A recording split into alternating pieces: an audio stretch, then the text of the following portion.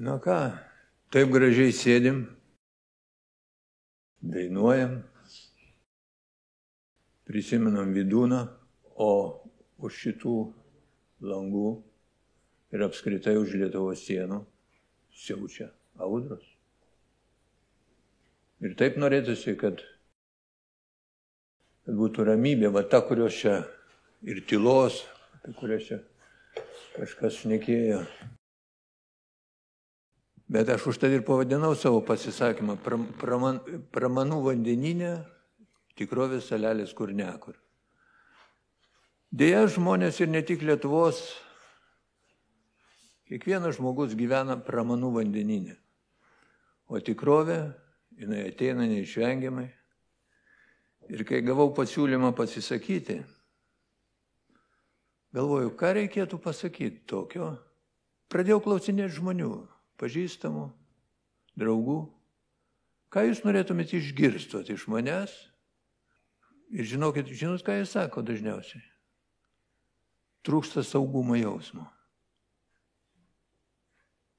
Vienas dalykas. Ir antras dalykas – susipriešinimo baimė. Susipriešinimo baimė. Susipriešinimas žmonių tarpe yra nuolatinis reiškinys, jis eina nuo neatmenamų laikų, per visą literatūrą mes tą galime matyti. Bet ypatingai tai yra pavojinga, va tokiais neramiais laikais kaip dabar. Nes susipriešinusi visuomenė gali padaryti lemtingas klaidas. Ir kas baisiausia, susipriešinimas yra ne taip, kaip minėjo maestro, tarp žmogaus ir žmogėdros. Susipriešinimas dažnai yra tarp dviejų žmonių, tarp brolių ir brolių, tarp brolių ir seserų, tarp tėvų ir vaikų. Ir tame irgi nieko naujo. Aš kažkada paauglystėje, kai susidūriau su Vydūnu, su Kudirka, su Basanavičium, su visą tą plejadą iškilių žmonių, kurie atkūrė Lietuvos valstybę 16 metais. Vieni gyveno tarp Lenkų, kiti gyveno tarp Vokiečių, kiti tarp Rusų. Ir aš niekaip nesuprasdavau, galvoju, kodėl jiems taip sunkiai sekėsi būdinti tą lietuvį. Man buvo vaikui neaišku šitie dalykai. Atrodo, pat kaip mes dabar čia visi dainuojam tas lietuviškas, kam kokios abejonės gali kilti? Aš nesuprasdavau, kodėl galvoju taip. O dabar aš gyvenu epochoje, kur aš tą matau labai arti. Ir tarp kitko, porą įdomių faktų iš tų Vydūno laikų. Ir kas tada buvo? Tais neramiais laikais, kurie pagimdė vasario 16. Jaunimas turbūt nežinos šitų faktų. Porą tokių įstabių tiesiog faktelių. Buvo tokie du broliai Narutavičiai. Stanislavas ir Gabrielius. Gimė Telšiuose ir augė Telšiuose. Galima sakyti, žemaičiai. Ir žinot, koks jų likimas buvo tais neramiais vasario 16 laikais. Stanislavas Narutavičius pasirašo nepriklausomybės deklaraciją. Vasario 16. Ir yra Lietuvos valstybės tarybos narys. Tai yra mūsų pradžia valstybingumo atkurto. O jo brolius Gabrielius Narutavičius 22 metais tampa pirmuoju Lenkijos valstybės prezidentu. Jūs įsivaizduojat?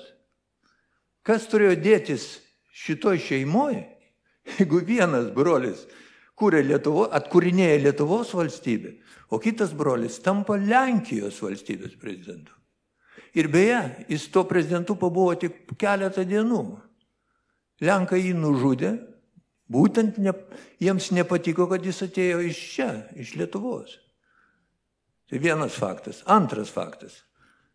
Pirmas atkurtos Lietuvos prezidentas Antanas Smetona, jau būdamas šitame statuse, 23 metais, lapkričio mėnesį, buvo pasodintas į kalėjimą. Tuometinis prezidentas Stulginskis už tai, kad jis ne tą išspausdino savo redaguojamam žurnale Vairas, jį pasodino keletui dienų į kalėjimą. Taip, kad tas susipriešinimas, tame nieko nėra naujo, tik tiek, kad jis yra ypač pavojingas va tokiu sunkiu metu. Ir dabar žiūrėkit, Kodėl aš akcentuoju visą šitą? Yra, kaip jums pasakyti, tie žmonės, kurie yra mano amžiaus panašiai, turbūt atsimins, kad mes anais laikais, iki Sąjūdžio, gyvenom tokį dviejopą gyvenimą. Vienoks tas gyvenimas buvo per televizorių rodomas ir laikraščiuose. O mes tarpusavyje, ateidami pas maestro į teatrą, slapta visai apie ką kitą galvojom. Visai apie. Ir kalbėjom, ir galvojom, ir užuominas laidėm, ir maestro tas užuominas laidėdavo pastojimės, dėl to ir einam dėl tų užuominų. Prantat? O jums dabar ne tas pats atrodo?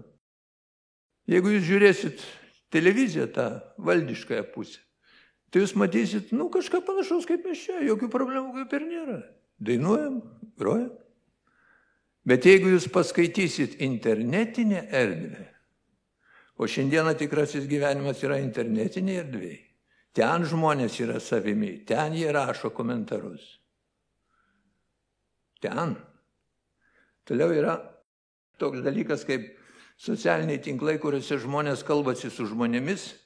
Nežinau, ar kas nors tai naudoja savo gyvenime, o aš kasdieną žiūriu 10 pokalbių žmonių įvairiomis kalbomis.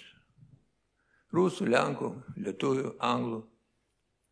Ir visur aš matau vieną ir tą patį. Visiškai skirtingą supratimą pasaulio.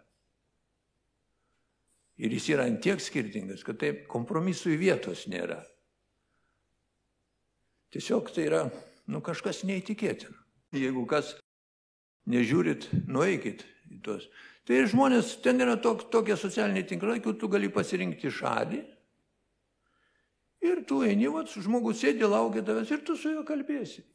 Ir tenais tu matai, kaip tie žmonės supranta pasaulį šios dienos, kaip supranta apskritai žmogaus ir žmogėdros šitas problemas, tylos problema ir visa kita. Tai yra antiek skirtingi dalykai. Ir aš, naudodamasis proga, šiek tiek pasiguosiu jums dėl savęs. Pastarosius keletą metų aš stengiuosi kuo mažiau kalbėti viešai. Praktiškai aš tik čia ir pasisakau pastarosius keletą metų. Kodėl aš tą darau? Kodėl būtent taip aš elgiuosi? Dėl to, kad jau prieš 14 metų aš pradėjau suprasti, kad yra dalykų, kurių dalis žmonių yra nepajėgų suprasti iš principo. Ir kartais akivaizdžiausių dalykų dalis žmonių yra nepajėgų suprasti. Ir jeigu tu jiem bandysi aiškinti, tik išauksi jų pyktį. Ir aš nutilau. Bet kur yra mano bėda, aš tiek prikalbėjau prieš tai. Kad dabar su kuo aš susidūriau. Tiesiog aš paaiškinsiu, nes vis tiek mes darom įrašą, kad tie, kurie žiūrės, jie turi žinoti šitai. Aš neturiu jokios paskyros internetinėje erdvėje. Aš neadministruoju jokio puslapio. Šiuo metu jokio. Bet po internetą vaikšto kelios dešimtis, ne tik pilnų mano laidų, bet vaikšto, nežinau, ten galybė iškarpų. Kažkas iškarpo, suklijuoja taip, kaip jiem atrodo, kad jiems reikėtų. Ir jie platina tas iškarpas. Aš jokios įtakos tam daryti negaliu. Bet kodėl aš leidau savo šiek tiek per savo asmenį dabar pašnekėti? Dėl to, kad tos peržiūros tų iškarpų surenka 100 000 peržiūrų vienas dalykas, o viena iškarpa surinko virš 1 milijono peržiūrų. Tai aš spėju, kad čia kas antras turėjot matyti ją. Ir kągi aš skaitau, tas 1 milijonas peržiūrų ir daugiau ten yra, bet ne mažiau milijonų. 1000 komentarų. Ir kągi aš skaitau? Absoliučiai priešingos nuomonės šiuo atveju mano pasisakymą atžvilgiu. Vieni mane gyrė, kiti peikė juodai. Ir aš drįstu pasakyti ir vieniem, ir kitiem. Tiek vieni iki galo nesupranta, tiek kiti to labiau nesupranta. Va dėl to ir aš šneku, kad mes gyvenam ir ne tik mes. Tai yra tas pats Lenkijoje, jeigu jūs paskaitytumėt lenkiškus komentarus, kaip jie diskutuoja savo internetinėje erdvėje, aš laisvai suprantu lenkiškai. Lygiai tas pats, lygiai tas pats. Rusiško erdvėje lygiai tokia pati. Angliškai erdvėje. Tai mes ką tik matėm, Jungtinių valstijų reikalai, pasižiūrėkit. Tai yra absoliučiai skirtingos dvi visuomenės. Ta, kuri balsavo už Trumpą ir ta, kuri balsavo prieš Trumpą. Tie žmonės yra panašus tik, kol nekalba. Vat kol sėdė arba kartu dainuoja, gitaram skambina, visi tokie gražūs, žavūs. Pabandykit pasišnekėti ir pamatysit, kaip jie iškart susipriešins. Ir čia nebus tas žmogaus ir žmogėdros reikalas. Čia bus skirtingas pasaulio suvokimas. Bet jis yra antiek skirtingas, kad kompromiso vietos nėra.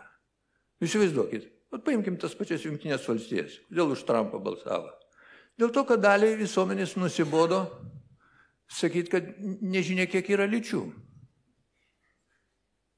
Ir kur dabar žiūrėkit, kur gali būti kompromisas? Vienas sako, lyčių yra ten kažkiek, tarkim, 70, 50, kitas sako 2. Tai koks kompromisas gali būti? 15 lyčių? Suprantat? Ne, nėra vietos kompromisui. Arba 2 lytys, arba begalybė. Kitaip sakant, jeigu kažkam yra 2 x 2 4, tai yra labai paprasta ir bukas toks 2 x 2. Bet jeigu tau 2 x 2 yra ne 4, tai variantų yra begalybė. Begalybė, suprantat? Ir dėl to tiek Lietuvos visuomenė, tiek visa vakarų civilizacija gyvenama šitam. Tų burbulų yra daugiau, jų yra ne 2.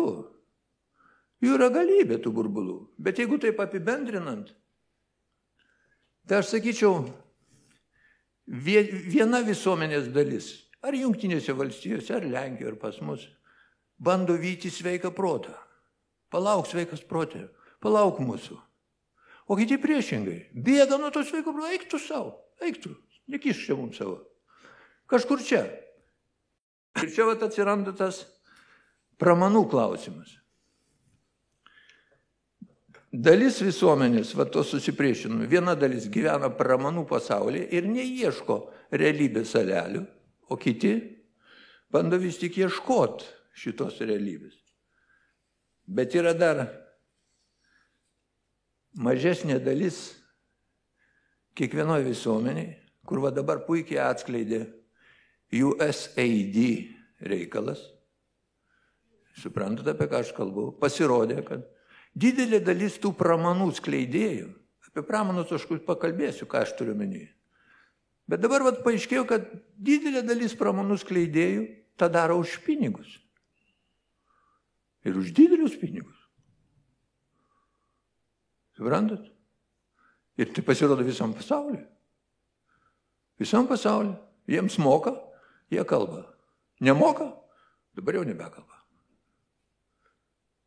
Ir dar yra viena kategorija žmonių, jų nedaug, kada žmogus gyveni va tiek, kiek aš, ir panašaus amžiaus žmonės mane supras, mes per savo gyvenimą stebėjom tam tikrus Lietuvoje žinomus žmonės, pavardės, kurios kelis kartus keitė vėliavas.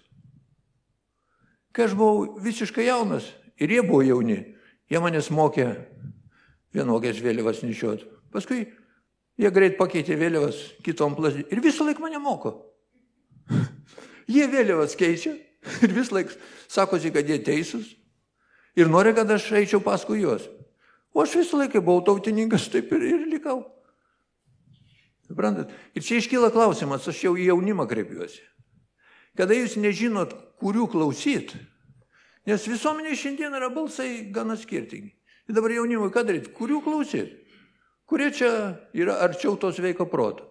Tai tiesiog turėkite omeny, kad didelė dalis va, tų pramanų skleidėjų tą darė už pinigus. Ta jūs dabar turite juodom baltų parašytą. Galit net pavardės paskaityti. Čia aš net tik apie Lietuvą galvoju, čia visur yra tas pats. Ir dėl tų žmonių, kurie vėliavas keitė. Kaip jums atrodo, ar verta klausyti tų žmonių, kurie per gyvenimą keletą kartų keitė vėliavas? Gal jiems nuo to net ir geriau buvo gyvenime, bet tai juk akivaizdžiai rodo, kad jie netiesos ieško, jie ieško tik naudos savo ir viskas. Tai ar verta jų klausyti? Ir dabar pakalbėkime apie tos pramanus, kurios už tos pinigus skleidė ir skleidžia toliau, ne tik Lietuvoje, bet ir daug kur pasaulyje. Ir kaip įžanga pacituosiu Vydūną. Tai yra pasakyta 1911 metais. Skaitau. Didžiausia mūsų vargingumo priežastis yra tai, kad mums begyvenant užėjo ant mūsų svetima kultūra. Pasidarėme kitų beždžionimis. Ir taip pasilikome be nieko. 11 metai. Ir dabar pasižiūrėkim, kągi mums siūlo šiandieną va tie Vydūno minėti žmonės ir tie procesai, apie kuriuos jis kalbėjo. Nu, pradėkim nuo maisto. Nevalgysim, tai išvis negyvensim. Gal ne visi žinosit, bet Europos Sąjungos parlamentas čia prieš keletą dienų legalizavo kirminų naudojimą maiste. Ir dabar bus dabar tas kirminų miltai bus dedami visur. Gėrimus, taip toliau, taip toliau. Kol kas oficialiai uždraudė tik Italija šitai daryti. Italijos valdžia oficialiai uždraudė. Nu dabar žiūrėkite, kas nors gali pasakyti, kad kažkur ten Azijoje tos kirminus valgo. Bet jūs man atsakykite ir savo pirmiausia atsakykite. Kodėl staiga, vat kaip Vydūnas rašo, gyvenam savo gyvenam ir staiga mums reikia kirminus valgyti. Iš kur tas ateina? Ir kam to reikia? Kodėl staiga prisireikia tų kirminų? O visą tai pamatysit, kaip tie pramanų skleidėjai, tie už pinigus dirbantis, tuoj pradės įtikinėti, kad čia yra tiesiog pirmo būtinumo prekė. Einam toliau. Pinigai. Pinigai, na, suprantama, visako variklis. Tik porą paminėsiu, kur yra pramanas ir kur yra realybė. Jūs visi girdit tokią santrauką BVP, bendras vidaus produktas. Taip trumpai pasakius, tai yra bendras nupirkimų ir paslaugų kiekis suteiktas šalyje per metus laiko. Ir mes operuojam šito BVP. Bet dabar žiūrėkit, kur yra pramanas ir kur yra realybė. Jūs nesunkiai galit tą viską suprasti. Vienur jūs plaukus kirpsit už 10 eurų pasaulyje, o kitur lygiai ta pati operacija kainuos 100 eurų. O BVP vienas padidins 10 eurų, kitas 100. Kitaip sakant, šitas produktas, šitas parametras ekonomikos ir pinigų apyvartos yra ganėtinai toks dviprasmiškas. Ir žiūrėkit, vienaip skamba 5 procentai nuo BVP, ko nors. Ar ne? Nu, kas čia 5 procentai? 2 procentai, 5. O visai kitaip skambėtų nuo biudžeto, nuo realaus biudžeto. Kitas dalykas, jeigu apie pinigus šnekant, pensijų fondai privatus tai ypatingai aktualu jaunimui. Kai prasidėjo šitą idėją, kai atnešė šitą pramaną, privačių pensijų fondų idėją, prieš 14 metų internete gali susirasti mano pasisakymus. Aš jau tada aiškinau, kad iš šito nieko neišeis. Nes realybė, ta realybės salelė yra visai kitokia. Kaip žinau, dabar Seimas bando spręsti šitą klausimą, paleisti išeiti iš šitų privačių pensijų fondų. Bet mes gyvenam pramanų, tų privačių pensijų fondų pramanuose, ūkose šitose. Nu, kažkas pasipelnė. Kodėl tas negali veikti? Aš nekalbėsiu ten kitų argumentų. Užtenka pasižiūrėti, juk šitas pensijų reikalas yra projektuojamas keliasdešimčiai metų į priekį.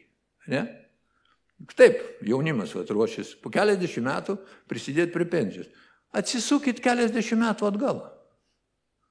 Pažiūrėkit, kiek visko įvyko per šitos keliasdešimt metų. O kad šitą sistemą veiktų, tai tiek pusimi keliasdešimt metų turi būti ramus. O ramus jie nebus, mes matom, kaip kasdieną viskas keičiasi. Gerai, eikim toliau. Kaip žinot, Jungtinės valstijos išstojo iš Pasaulio sveikatos organizacijos. Ir savo sveikatos ministrų Trumpas paskyrė ne bet ką, o Kennedy jaunai.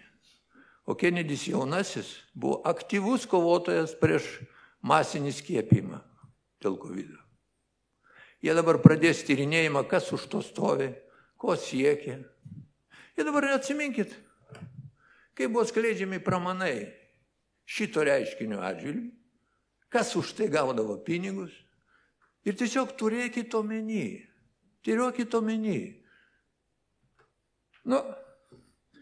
Energija. O dabar čia mes atsijungiam nuo Brelo tinklo. Ta proga, porą tiesiog pastebėjimų. Kodėl elektros kaina ir dujų šitaip šokinėja? Realybė yra tokia, kad mes prisirišom prie biržos. 2010 metais mes ES reikalavimų prisirišom prie biržos. O birža tai yra tas reiškinys, kuriame kaina šokinėja. Dėl to ir mūsų kaina šokinėja, mums kaina šokinėja. O iki tol būdavo ilgalaikė sutartys su tiekėju, tu susitari, kokią kainą jis tau tieks ir tu gali kažką projektuoti į ateitį. Ir aišku, kaip nepaminėti saulės ir vėjo energijos. Pažiūrėkit, yra pramanai, gražiai pateiktas reiškinys ir jis turi savo pliusų. Niekas nesako. Yra tam tikrų vietų, aplinkybių, kur tiek saulės, tiek vėjo energija yra nepakeičiama. Suprantama, nieks neginčia. Bet ką reikia žinoti? Ką reikia žinoti? Jūs kiekvienas tai žinot. Saulė ir vėjas ne visada šviečia, ne visada pučia. O čia yra tikrovė salelė. Pramanas yra nematyti šito, o salelė yra tokia, o nešviečia ir nešviečia. Ir tada ką reikia daryti? Reikia turėti antrą sistemą. Arba ta įprastinė generacija, arba akumuliatorius.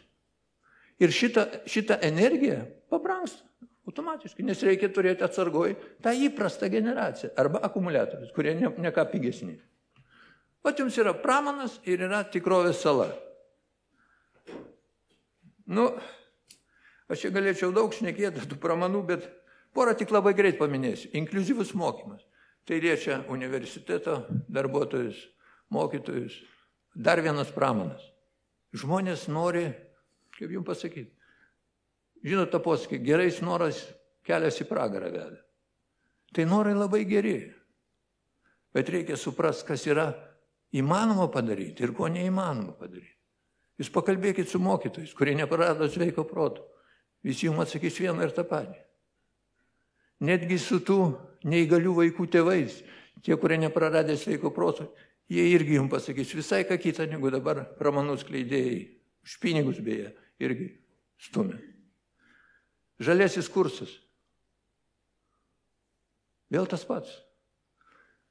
Pramanas yra tame, kad žmogus įtakoja klimato kaitą. O realybės salelė yra tokia, kad klimatas, mokslininkų įrodė, atsidarykit bet kurį internete puslapį apie klimatą, jūs pamatysit, kad Žemės rutulyje klimatas keitėsi pastoviai. Tai šilo, tai šalo, tai yra įprasta būsena Žemėje. Ir žmogaus įtaka čia yra visiškai menkas dalykas. Ir vien tik to užtenka. Ir, aišku, visi LGBT reikalai, diversity, vyrai moterų sporte, lyčių reikalas. Kaip žinot, staiga nei iš jo, nei iš to Jungtinės valstijos paėmė ir nuleido šitas visas vėliavas. Visas LGBT vėliavas nuleido. Ir tas sako, ne šiaip kokie žmonės iš pavarčių. Tai sako, galingiausias pasaulio valstybės prezidentas. Tai sako, turtingiausi pasaulio žmonės, kurių rankose yra didžiulė įtaka. Beje, Disnėjaus kino kompanija jau pašalino visus šitos reikalus iš savo filmų, oficialiai. Dabar žiūrėkit, ką aš pasakysiu. Jie tai vėliavas nuleido. Bet dabar vyresnės kartos žmonėms turbūt bus suprantamas tas pavyzdys. Perestroikos laikais, kai atėjo Gorbačiovas, jis nuleido raudonas vėliavas. Suprantat? Ir mes taip džiaugiamės tom nuleistom raudonom vėliavom, kartu su maestro, spektaklius pradėjom kitokius statyti. Šiek tiek. Bet žiūrėkit, kas tuo metu vyko kitur pasaulyje. Sakykime, dalyje Afrikos šalių, Azijos šalių, kitur pasaulyje, su tom raudonom vėliavom lakstė dar ilgai. Jau pas mus jos senai nuleistos ir džiaugsmas, kad jų nėra, o ten dar laksto. Tai jūs dabar pamatysit, kaip Lietuvoje, ten jau vėliavas nuleido tas vaivorykštinis vėliavas. O pas mus dar lakstys ilgai, kaip tada. Kaip tada. Na ir dabar einam prie dar rimtesnių dalykų. Istorija. Istorija yra lygiai toks pat pramanas. Ten yra, čia yra mano kasdienybė, aš keliasdešimt metų, kiekvieną dieną ir vakarą skaitau, stebiu ten diskusijas ir visą kitą. Aš jums nekankinsiu jūsų, tik tiek pasakysiu, kad istorijoje yra tiek nesueinančių galų, toj didelėje pasaulio istorijoje. Aš stebiuosi, kaip dar istorijos mokslas gyvas. Ir aš prognozuoju, kad kaupėsi tą kritinę masę žmonių, būtent internete.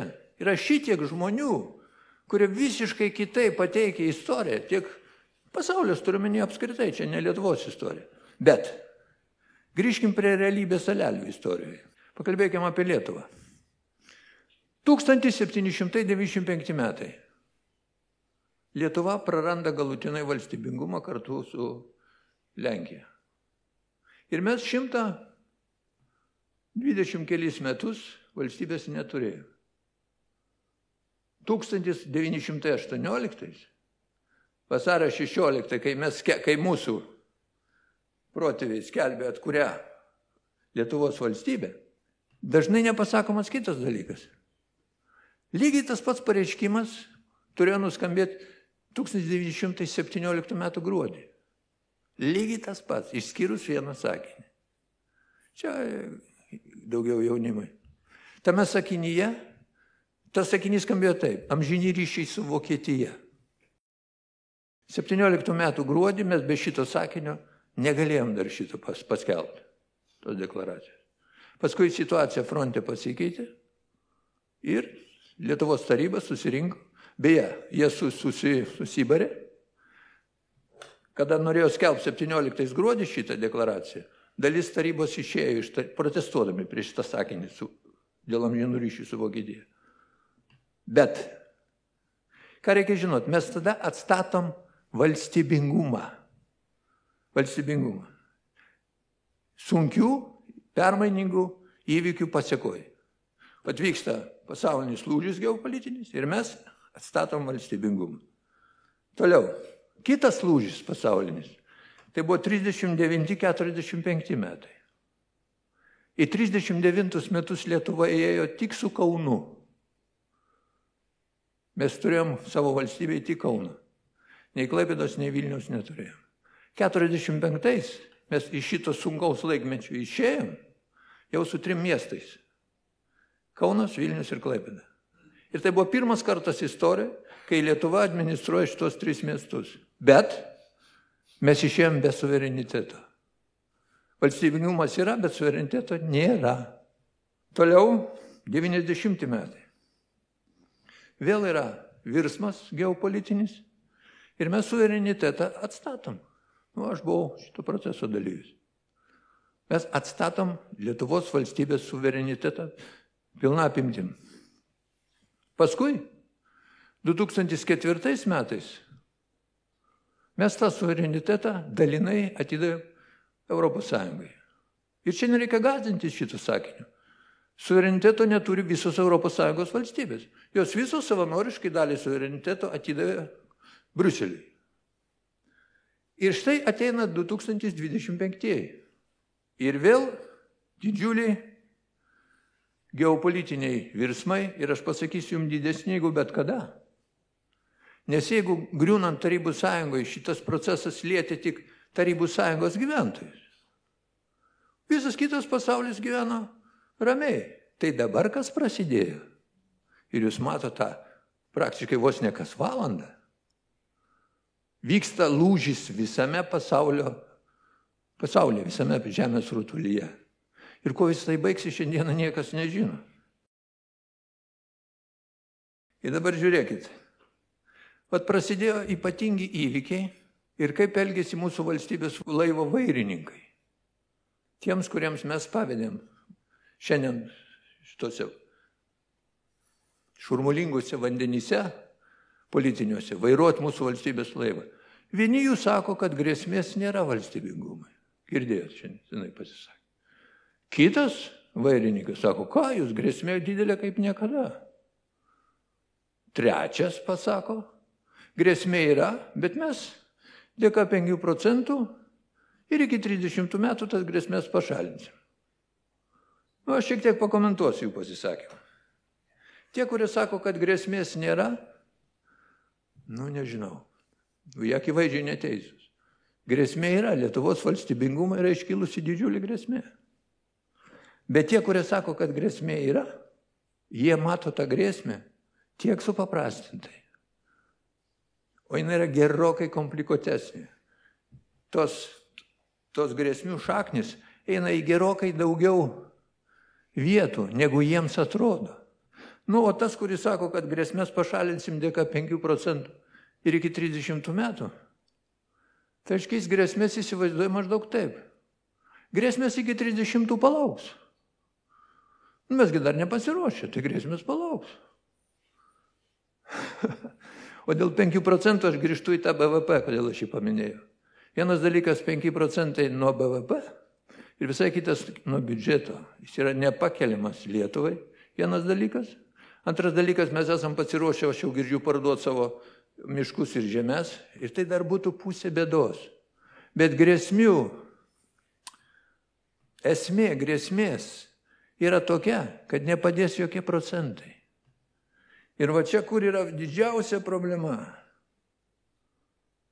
kad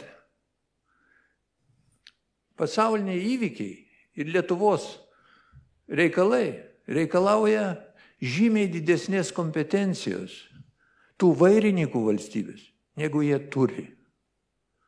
Ir aš jų negaliu kaltinti. Mes juos išrinkom. Ir jie kaip šoka, tai yra kaip moka, taip ir šoka. Jiems mes įdavėm vairą, tas žmogus kiek gali, tiek ir vairuoja. Štai kur, o jeigu jūs, aš nenoriu gilintis, kur ta grėsmė, ten, kas žiūri tos mano įrašus, žiūrėsit, matysit, prikalbėta yra galybė, aš tik tiek pasakysiu. Savo atsakykite į klausimą. Ypatingai tas dabar jau matosi. Ar Jungtinių valstijų visuomenė yra vienodai suprantanti reikalus? Atsakymas akivaizdus, kad ne. Taip? Toliau. Ar vienodai supranta reikalus Jungtinės valstijos ir Europą? Atsakymas akivaizdus, kad ne. Toliau. O yra toks dar žaidėjas kaip Didžioji Britanija. Kaip jums atrodo, Didžioji Britanija ir Jungtinės valstijos tokius pačius interesus turi Europai? Atsakymas ne. Ir šitų visų dalykų jūs negirdite iš mūsų valstybės vairininkų. Ir dėl to tikėtis, kad jie kur nors mus nuplukdys į saugią vietą, kurios mes visi norėtume. Aš tiesiog neturiu pagrindų šitam. Ir man gaila ir jų, gaila ir savęs, bet, vežimas jau rieda. Ir šiaip, kaip neprisimint, suprantat, kad vienas iš tų vairininkų, kai didžioji dalis lietuvių tautos ėjo pro Sąjūdžio duris, jis nuėjo visai kitas duris. Ir problema ne ta, kad jis nuėjo ten į tą partiją neteisingą tuo metu. Problema yra tame, kad tai parodo, kad jis absoliučiai nesuprato, kas vyksta 88 metais. Tai jeigu jis tada nesuprato, tai kodėl jūs tikitės, kad jis dabar supranta? Ką aš noriu pasakyti dabar, eidamas jau į pabaigą? Lietuva, kaip rodo mūsų istorija, valstybingumą gali turėti, gali prarasti, gali vėl atgauti. Valstybingumą patį. Suverenitetą, kaip žinot, per 100 metų aš jums parodžiau. Mes turėjom, praradom, vėl atidavėm. Jeigu nebus pačios lietuvių tautos, kuriai reikia to valstybingumo ir to suvereniteto, tai visos tos savokos apie valstybę Lietuvos netenka prasmės. O lietuvių tauta šiandieną, nykstam. Ir dabar žiūrėkit vėl, koks čia yra pramanas. Kai mes pergyvenam dėl mūsų tautos nykimo, mes neįdedam šito reiškinio į platesnį pasaulinį kontekstą. O jis yra štai koks šiuo metu. Ir tai yra reiškinys pastarųjų kelių metų tik tai. Dar visiškai nesenai buvo baiminasi, kad žemėje bus per daug gyventojų. O visai keletą metų atgal. O dabar viskas aptvirta aukštinkojom. Šiandieną kiniečiai nežino, ką daryti, kad sustabdyti išmirimą Kinijos. Pastarosius keletą metų gyventojų skaičius mažėja Japonijoje, Kinijoje. Rekordininkas yra Pietų Koreja. Šiuo metu oficiali statistika yra tokia. 38 pasaulio šalis yra vadinamas išmirštančiomis šalimis. Ir jų tarpe yra va šitos didžiosios valstybės. Kol kas gyventojų skaičius auga tik Afrikos šalių dėka. Ir tai ten dinamika yra silpstanti, gyventojų skaičius prieaugį. Aš jums pasakysiu dar įdomesnį dalyką. Lietuvoje gimstamumo maksimumas buvo, kada mūsų gimstamumas tenkantis vienai moteriai buvo didžiausias. 1970 metais. Tai buvo maksimumas. Tai yra statistika. Ir nuo to laiko kreivėjo žemyn, nes gyventojų skaičiaus mažėjimas yra civilizacijos pasekmė. Aš nesiplėsiu tik tiek, ką aš to noriu pasakyti. Tas mūsų nykimo procesas dėl emigracijos, dėl gimstamumo mažo, jis yra sunkiai įveikiamas. Nes tai yra šiuo metu pasaulinė tendencija. Viso civilizuoto pasaulio tendencija. Bet esmė juk ne tame. Jeigu po keliasdešimt metų mūsų čia bus ne 3 milijonai, o milijonas, tik tai. Esmė yra ne tame skaičiuje. Iš milijono visada galima padaryti 10. Bet jeigu etninė sudėtis, to milijono bus kitokia negu dabar. Tada Lietuva kaip idėja nebetenka prasmės iš viso.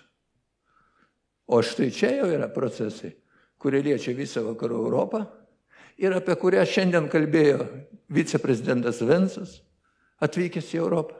Sako, europiečiai, ką jūs darot? Ką jūs darot? Pasiskaitykit vakare. Va, kur yra tikroji lietuvių tautos bėda. Ne pats procesas nykimo, o kad išlaikyti čia tam tikrą šeimininko padėtį. Kad ir po 100 metų mes galėtume čia gražiai padainuoti, prisiminti Vydūną, kad nors kokį balsą turėtume savo žemėje. Aš esu padaręs tokį filmuką, kuris vadinasi 15 punktų. Tautinės valstybės išlikimo pamatas. Tad antras iš tų punktų sako, reikia saugot kaip akies vyzdį šitą etninį santykį, kuris šiuo metu yra maždaug 820. Jeigu šitas santykis bus sugriautas, mūsų bėdos yra praktiškai neįsprendžiamas. Ir dabar žiūrėkit, pabaigai, ką aš norėčiau palinkėti. Vasario 16 proga, kiekvienam iš tų, kurie žiūrės, ir Lietuvai kaip tokiai. Pirmiausia, kiekvienam asmeniškai norėčiau palinkėti nepaklysti pramanų ūkuose. Nes pramanų vandenynas supa mus ir putoja. Ieškokit tų tikrovės salelių. Toliau. Lietuvai kaip visuomenė, Lietuvai kaip tautai. O tas vidinis susipriešinimas, kuris yra, ir priešų ieškojimas vieni kituose, kad nepadarytų daugiau bėdų, negu pats priešas tas padarys, atėjęs į šalis. Rantat? Šitą istoriją, Lietuvos istoriją ir kiekvienos jau buvo galybė kartų. Mes dabar einam, lygiai ten pat. Toliau, kitas palinkėjimas. Prieš tai aš pacituosiu dar Vydūną. Taip jau ne kartą atsitiko, kad tuos, kurie norėjo suteikti žmonėms ramybės, mokindami juos geriau gyvenimą ir jo uždavinių suprasti, visai persekiojo, niekino ir prie kryžiaus kalė. Tai yra 12 metai. Tai aš linkiu tiek lietuvių visuomeniai, tiek visos Europos visuomeniai nekalti prie kryžiaus dabartinių laikų Vydūnų. O jų yra ir Lietuvoje, jų yra ir Lenkijoje, ir Vokietijoje, kur tik jūs norite. Tų Vydūnų yra šiandien Europai. Ir jos kala prie kryžiaus, kaip tą patį Vydūną prieš 100 metų. Ir Lietuvai kaip valstybei, ir mums kaip jos gyventojams, kadangi nieko gero aš jums pasakyti negalėjau šiandieną. Aš linkiu mums palankaus istorijos vėjo. Nes tie palankus istorijos vėjai, kaip aš jums parodžiau per šitą 100 metų, nežiūrint į tai, kad Pirmas pasaulinis karas, įsivaizduokit. Kokie žiaurumai, kiek žuvusių. O Lietuva išeina su valstybingumo atkūrimu. Antras pasaulinis karas. Dar daugiau žiaurumų. Lietuva išeina padidėjusi teritoriškai. 90 metai, kokios bėdos, sugriūna Tarybų sąjunga. Mes atkuriam suverenitetą. Reiškia, mums istorijos vėjas būna palankus. Tai belieka palinkėti, kad ir šį kartą jis pūstų mums gerą kryptim. Dėkui.